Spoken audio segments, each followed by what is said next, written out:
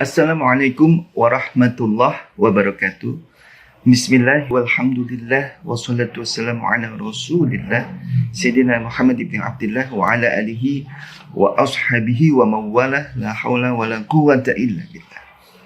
Teman-teman yang dirahmati Allah Subhanahu wa taala, kita berada di bulan suci Ramadan dan di minggu ini kita telah mendengarkan sebuah keluhan dari seorang muslimah. Beliau merupakan public figure yang kita hormati.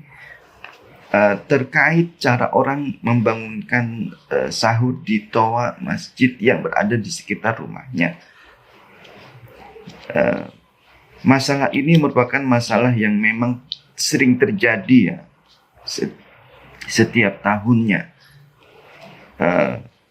Setiap tahun memang tradisi membangunkan sahur kita itu di Indonesia itu masih menggunakan cara tradisional, yaitu membangunkan sahur di toa masjid, lalu dengan suara yang lantang dan suara yang tidak terukur gitu ya, tidak seragam.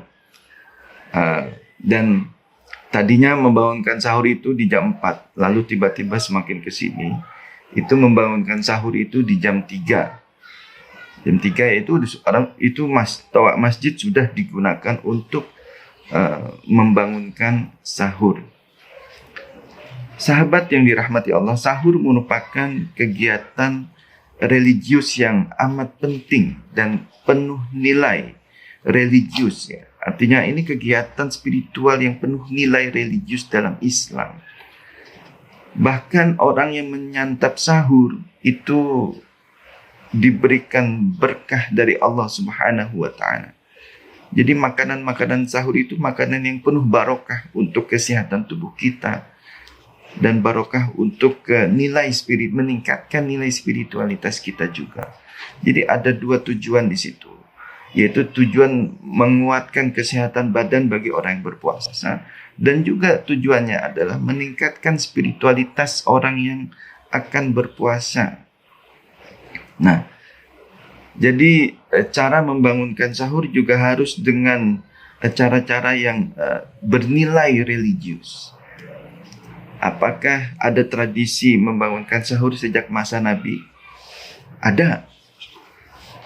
Rasulullah SAW di masa hidupnya itu membangunkan sahur dengan cara meminta Bilal bin Rabah untuk mengumandangkan azan di masjid.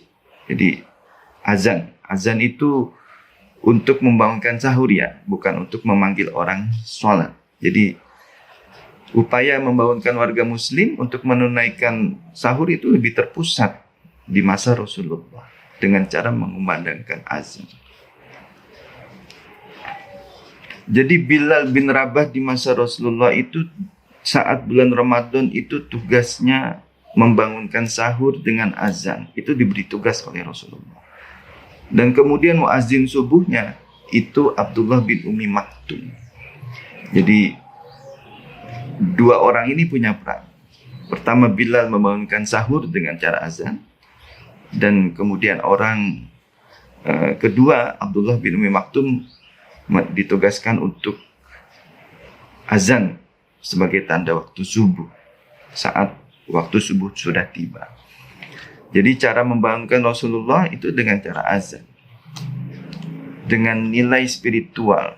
Jadi membangunkan orang, karena sahur ini adalah ibadah yang dengan nilai spiritual. Tidak hanya makanan yang mengenyangkan. Bersantap sahur juga berarti bersantap nilai spiritual. Jadi bagaimana membangunkan orang juga tidak hanya untuk menyantap makanan sahur, tapi juga menyantap nilai spiritual. Jadi tasahharu fa inna fis sahuri barakah. Ini hadis yang diriwayatkan oleh sahih ya, hadis muttafaq alaih. Jadi makan sahurlah kalian, karena sesungguhnya terdapat barokah di dalam sahur. Jadi ada nilai spiritual. Lalu bagaimana tradisi membangunkan sahur pasca Nabi?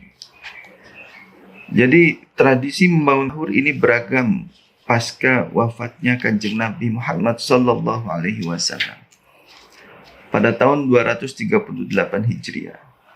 Itu lama ja'a ila Masr Utbah bin Ishaq waliyan min qibalil Khalifah al-Abbasi al-Muntasir billah qama huwa bitashhir sa'iran ala qadamaihi min madinatil askar fil fustat hatta jami' Amr bin As wa kana dalika sanah 238 Hijriah.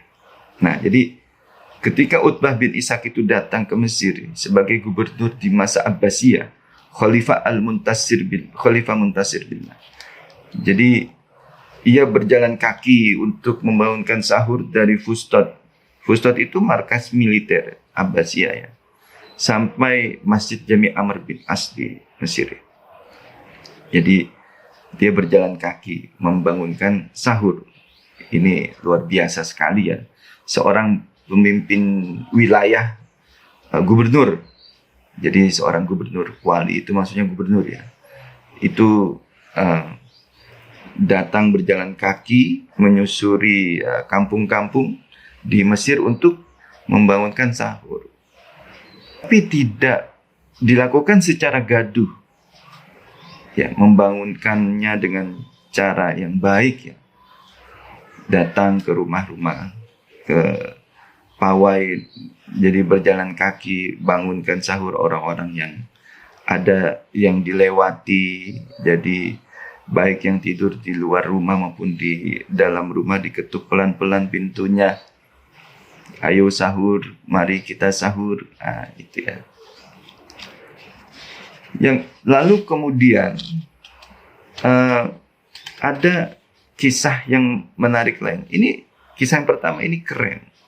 Jadi harus dicontoh juga oleh para pemimpinnya, para pejabat. Ini baik sekali. Wa kana Zamzami yatawalla at-tashhir fi sawma'atihi bi'ala al-masjidi wa ma'ahu ikhwan saghiran. Yaqul, jadi kumu lis-sahur. Ya niyaman, kumu lis-sahur. Jadi Zamzami itu membangunkan sahur di atas masjid, ditemani dua anak kecil. Dia mengumumkan, hai orang-orang yang tidur, ya niyaman, bangunlah untuk sahur. Jadi bersama dua anak kecil. Dan tentu kita tahu bahwa di zaman itu belum ada toa ya, sehingga kita bisa bayangkan situasi bagaimana orang membangunkan sahur dari atas masjid dengan suaranya sendiri. Itu tidak membisingkan dan tidak mengganggu. Jadi bangunkan sahur, tidak membisingkan maksudnya. Nah, jadi dilakukan tetap di atas masjid, ya kan? Tapi tidak sampai mengganggu. Lalu melantunkan syair-syair. Ada juga orang membangunkan puasa, ini tradisi di Arab juga. Di zaman awal-awal ya. Itu fakana ahlu Masr awwalu man ibtakara al-baza ma'al anashid wa yakumu iddatu ashkhasin ma'ahum tabla baladi. Jadi penduduk Mesir itu orang pertama kali membangunkan sahur orang dengan melakukan baza, mensenandungkan ya, menggunakan lagu baza. Jadi sebuah lagu yang menggunakan gendang. Jadi dengan musik. Jadi ini membangunkan sahur dengan musik. Tetapi kita bisa bayangkan bukan berarti itu seperti sebuah konser yang mengganggu orang juga ya. Jadi ya, dibangunkan sahur dengan yang saat itu mungkin musik itu adalah musik yang paling diminati oleh masyarakat saat itu ya. Dan di mana masyarakat itu masih seragam, sama-sama Arabnya, sama-sama Mesirnya, sama-sama berada di zaman klasik, dan sama-sama punya kesukaan yang sama. Kita tahu bahwa penduduk Mesir itu lebih banyak seragamnya dibanding keberagamannya, dibanding ini jauh ya kalau misalkan dibanding dengan Indonesia yang tingkat keberagamannya itu sangat kompleks. Nah, jadi itu sejarahnya. Ada juga seorang sejarawannya, itu Ibnu Battuta. Dia wasyahada Ibnu Battuta fi rihlatihi wara'a fil haram al-makki al-ihtifal bi Ramadan. Bi Ramadan. Wa qala kanu yu'alliquna qandilin. Nah, jadi kondilain, dua lentera. Lisahur liyarahuma man lam yasma' al-adzan liyatasahhara. Jadi Ibnu Battuta itu dalam perjalanannya itu menyaksikan bagaimana penduduk Makkah merayakan Ramadan. Jadi bagaimana merayakan Ramadan termasuk dalam membangunkan sahur ya. Mereka menggantungkan dua lentera untuk sahur agar orang yang tidak mendengar azan bisa melihat lentera itu. Jadi azan ini maksud adalah azan untuk sahur ya. Sebagaimana Rasulullah membangunkan sahur orang-orang dengan azan. Yang dimana azan tersebut dikumandangkan oleh muazin terkenal saat itu, yaitu Bilal bin Rabah. Jadi muazin yang sangat dihormati ya, Bilal itu. Nah, ini adalah cara-cara membangunkan sahur. Nah, bagaimana kalau misalnya membangunkan sahur dengan toa masjid jam 3 malam, teriak-teriak, nah misalnya. Rasulullah SAW beliau bersabda. Jadi ini satu yang perlu kita lihat bersama ya. Jadi hadis ini diriwayatkan oleh Abu Sa'id Al-Khudri. Memang bukan terkait sahur ya. Ini bagaimana orang. Ini contoh ya. Bagaimana orang harus merendahkan suaranya agar tidak mengganggu orang lain. Jadi i'takafa Rasulullah sallallahu alaihi wasallam fil masjid. Fasami'ahum yajharuna bil qira'ah. Jadi suatu saat Rasulullah beriktikaf di dalam masjid. Kemudian beliau mendengarkan mereka yang ada di dalam masjid. Yajharuna bil qira'ah. Wa huwa fi qubbatin lahu. Fakashafa as-sitra. Nah, mendengarkan sekelompok orangnya meninggikan suaranya, suara bil qira'ah. Jadi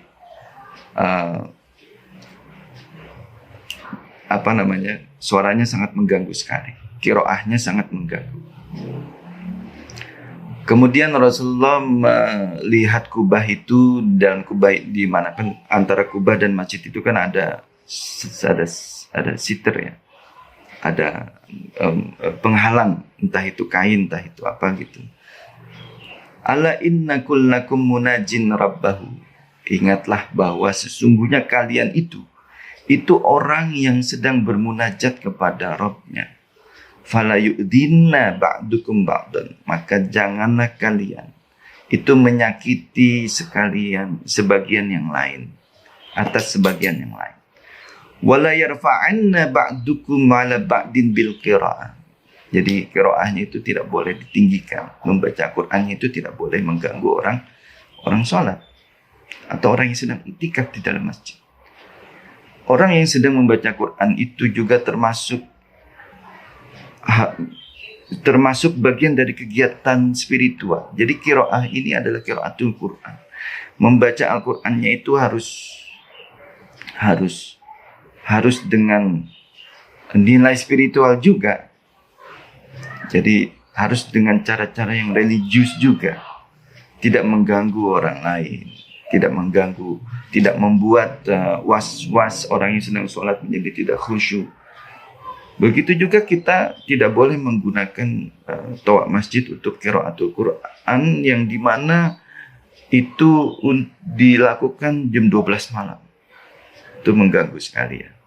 Kita Di masyarakat muslim ini pun tidak seragam jadwal mereka beribadah. Kadang mereka beribadah di jam 10 malam sampai jam 12. Ada yang beribadah jam 12 dan seterusnya.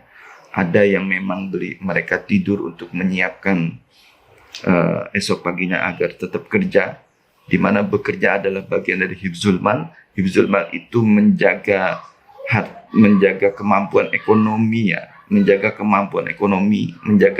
kemampuan menghasilkan keuangan, agar di mana kemampuan itu di mana hasilnya itu dapat digunakan untuk menghidupi dirinya, menghidupi keluarganya, menghidupi anaknya, menghidupi istrinya, menghidupi suaminya,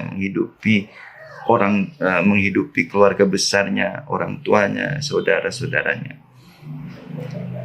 Dia harus mempersiapkan dirinya agar sehat. Jadi karena itu Rasulullah SAW itu membangunkan sahur dengan cara azan. Karena itu nilai spiritualitasnya tinggi dan beretika. Tidak teriak-teriak di jam 3 malam atau tidak menggunakan toa untuk membaca Quran. Yang membaca Quran saja di masjid, meramaikan masjid. Bukan berarti orangnya sendiri terus yang ramai adalah toanya. Jadi marilah kita ramaikan bulan suci Ramadan di masjid dengan bacaan Quran. Dengan memperbanyak orang yang beribadah di masjid di malam hari.